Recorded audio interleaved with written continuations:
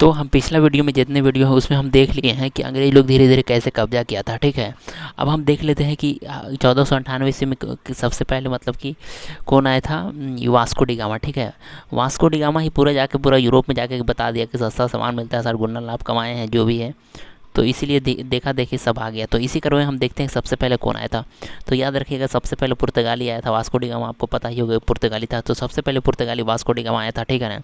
सबसे पहले पुर्तगाली, उसके बाद इंग्लैंड आया एकदम आपाधापी में कि रिसर्ट गुन्ना लाभ कमाया वो, तो हम भी चलेंगे, ठीक है। तो फिर इंग्लैंड आया, फिर उसके बाद डच आया, उसके बाद डेनमार्क वाला आया, फिर फ्रांस वाला आया, फिर स्वीडन वाला।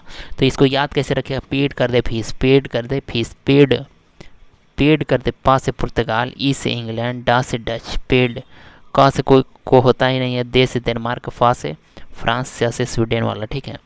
तो ये क्रम आप याद रखिएगा। मतलब पूछता है कि सबसे पहले कौन आया था, नया आया था, हेन आया था, तेन आया था, जो भी है, पुर्तगाली, इंग्लैंड, डेनमार्क, फ्रांस, स्वीडन। ऐसे तो ये सब याद रहेगा कि डच आया था, इंग्लैंड आया था, ये तो कौन सबसे पहले आया था, पुर्तगाली सबसे। हाँ ये भी याद रखिएगा, सब पुर्तगाली जो है ना सबसे पहले तो आया था, सबसे बाद में गया था, भारत आज़ाद होने के बाद भी। उसके बाद गोवा ऑपरेशन, मतलब ऑपरेशन विजय था, तो गया था ये, ठीक है ना। बहुत बाद में भारत आज़ाद हो गया, उसके बाद भी पुर्तगाली लोग था, बताइए। ये सब चीज़ें थी।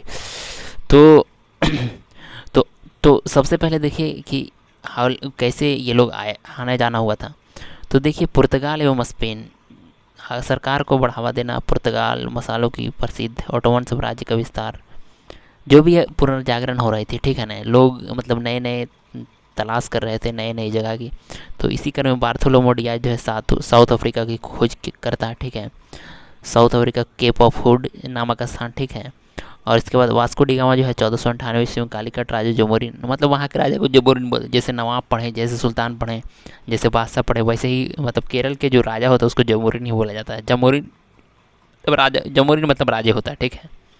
तो वहाँ के राजा को जमोरिन बोला जाता था।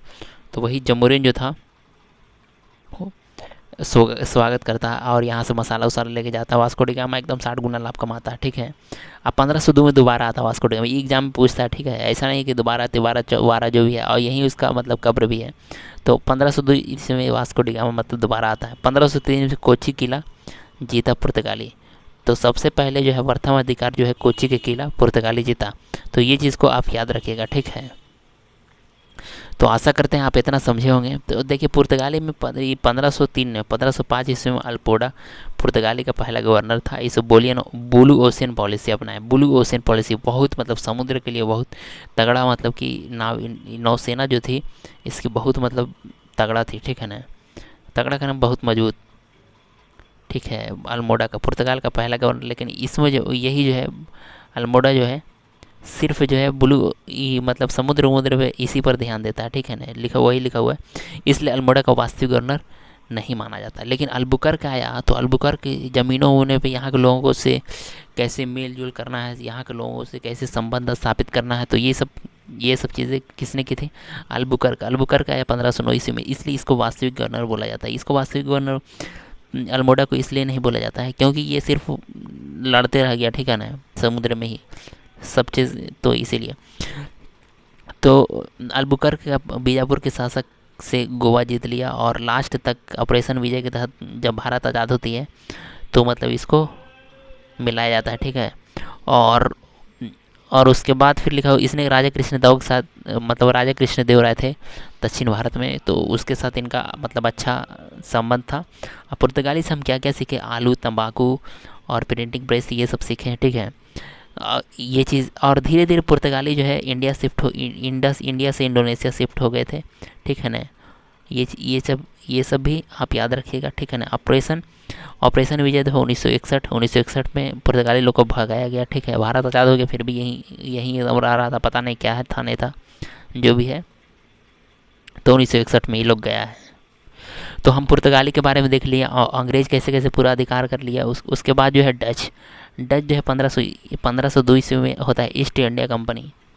डच ईस्ट इंडिया कंपनी 1502 ईस्वी में स्थापना होता है। 1504 में मछलीपट्टनम, यानी डच जो है पहला कारखाना कहाँ लगा था, मछलीपट्टनम डच मछलीपट्टनम, डच मछली, ठीक है, मछलीपट्टनम में अपना पहला केंद्र स्थापित किया।